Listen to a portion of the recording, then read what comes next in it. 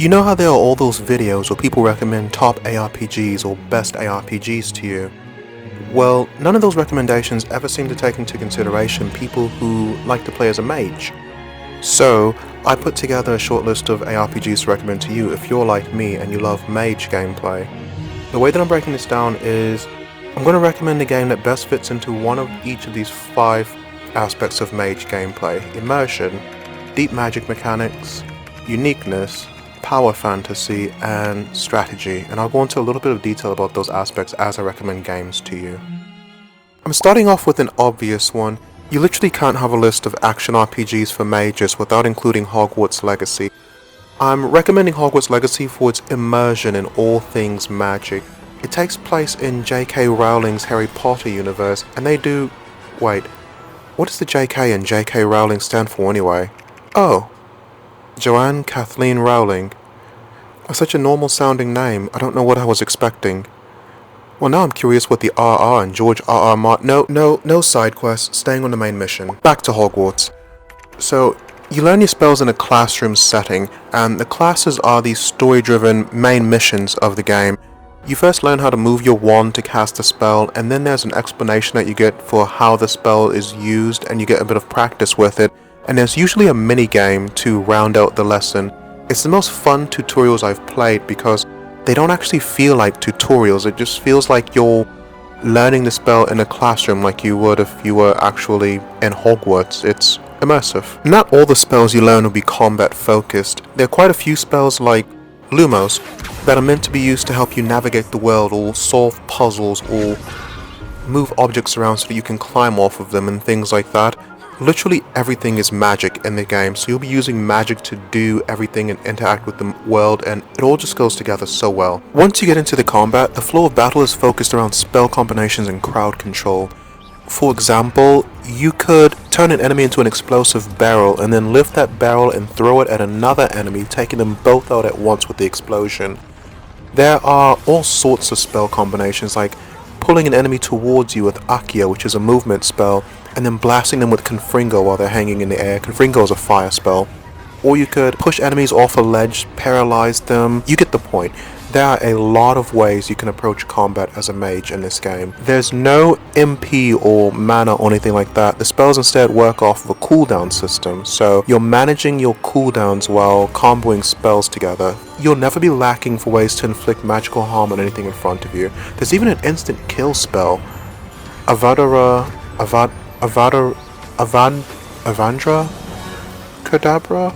It's like a funny way of saying abracadabra. The Harry Potter fans are going to be so annoyed at me. Like and subscribe if you want to hear me pronounce that spell properly. Moving on to the next game. Next up, I'm recommending Nioh 2 for its deep magic mechanics. This game actually came out on PS4, but there's an updated version for PS5, so I'm going to count that for this gen. The magic system is a lot of fun. So in Nioh 2 there are 3 elements: fire, water, and lightning. Well, there's also purity, but we don't talk about that one. Each element is associated with a debuff. Fire causes burn damage over time, water lowers physical defense, and lightning causes slow. All enemies also have elemental weaknesses and resistances to memorize, and to top it all off, there's a mechanic called Confusion. Confusion kicks in whenever you apply 2 or more elemental debuffs to an enemy at the same time, and it increases your damage by 50%. So the basic flow is to hit the enemy with the element they're weak to, then hit them with a second element that they're neutral to.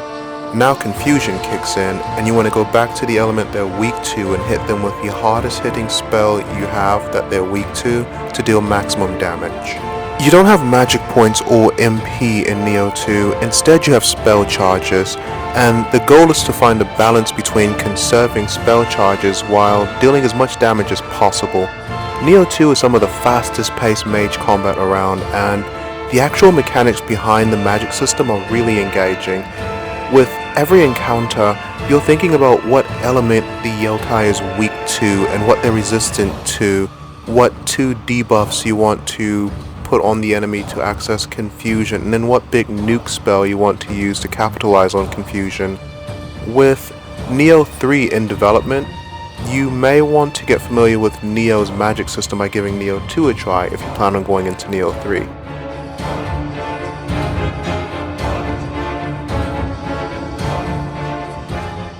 Third up is Night Rain. I put Night Rain on this list instead of the Elden Ring base game because of the character Recluse. She's the mage character in Night Rain, and she's the only one with access to abilities that manages her FP and gives her an actual magic system to play with. Recluse's magic system allows her to absorb elements from anyone who's recently been affected by one of the 4 elements in the game: fire, magic, lightning, or holy. And she can absorb these elements from teammates or from bad guys that she's fighting as well, and this restores her MP each time you do it. And once you've absorbed 3 elements, you can combine them to create a new spell called a magic cocktail in this game. Some of these cocktails are attacks, others can be buffs or like defensive in nature, and there are 12 magic cocktails in total, so 12 different elemental combinations you can use to create these new spells. It really makes spellcasting a lot of fun because you're constantly thinking about what elements you have access to. Oh right, the game is really random. You don't always have access to all the elements you might need to create specific cocktails. You sort of pick up your spells as you're running around the map. Spells are attached to weapons in this game, and you loot weapons from bosses that you kill or from certain locations around the map, and it's really random as to exactly what spells you might have on the weapons that you get. The game is a little weird in that you start at level 1, you max out at level 15, and the game gives you about 35 to 40 minutes to free roam around the map, leveling up, looting. You're basically speed running your mage build before you get to the final boss.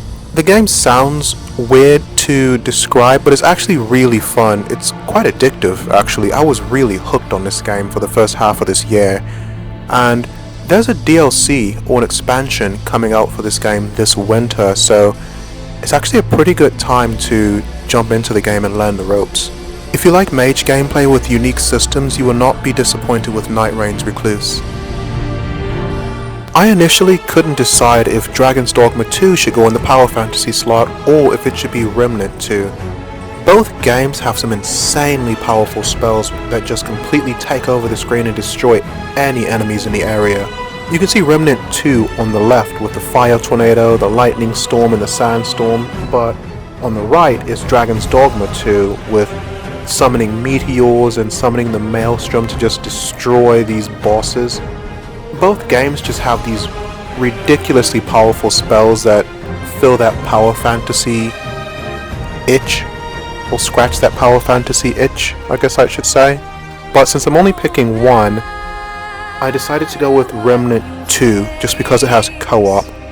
And I think co-op adds to the Power Fantasy because you have teammates who are also using these giant screen clearing abilities along with you, or they're just seeing the pure destruction that you're causing and staring with their mouths open. Remnant 2 doesn't necessarily have a magic system. It doesn't really have magic at all.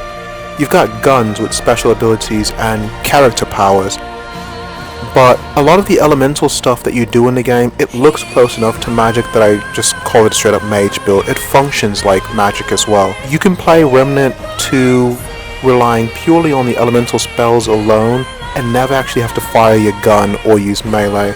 And the spells are really fun to use. There's a giant fire tornado that vacuums opponents into it. There's bouncing orbs of lightning. There's the classic supernova type explosion. There's a lot of variety. The spells work off of a cooldown system similar to Hogwarts.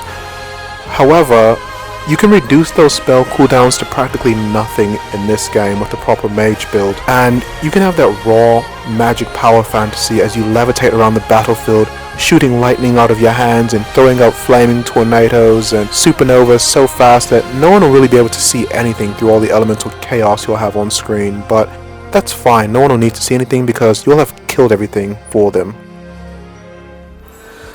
Last, or first, I guess, because it's in the number 1 spot.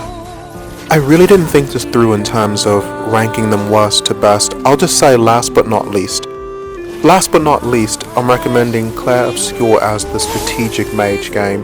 Clair Obscur isn't really an action RPG, it's turn-based, but it's kind of like Super Mario RPG if you've played that, or Mario and Luigi Superstar Saga.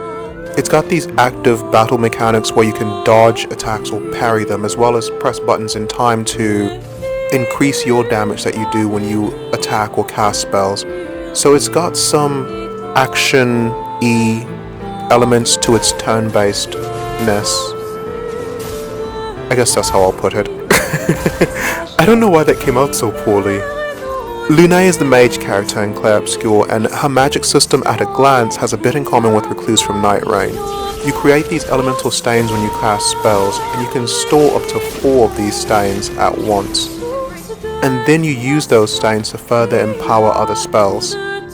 You won't be creating new spells like Recluse, but you will be able to do insane damage by using unique elemental stain combinations to access your most powerful spells. And this is the only game that I'm recommending where you play as a team of 3 characters. You control all 3, rather than just controlling one character. Lune is the only mage in this game, but aside from her own mechanics, you can also build like team synergies with Lune and her 2 teammates.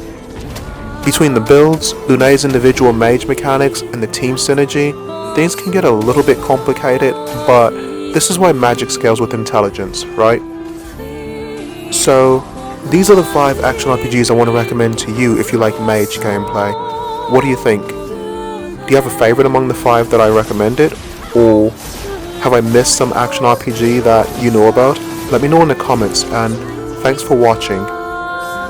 Oh, and like and subscribe if you want more mage guides and gameplay. See you next time.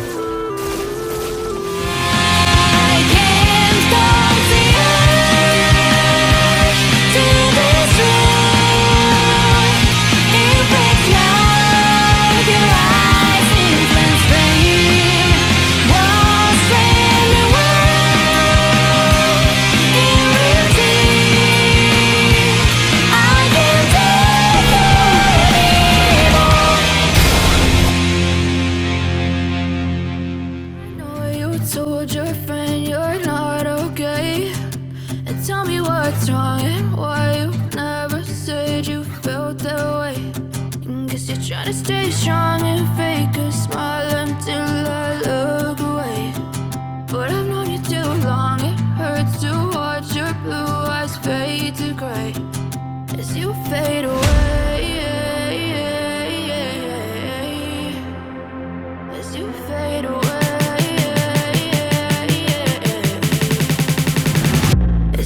Fade away.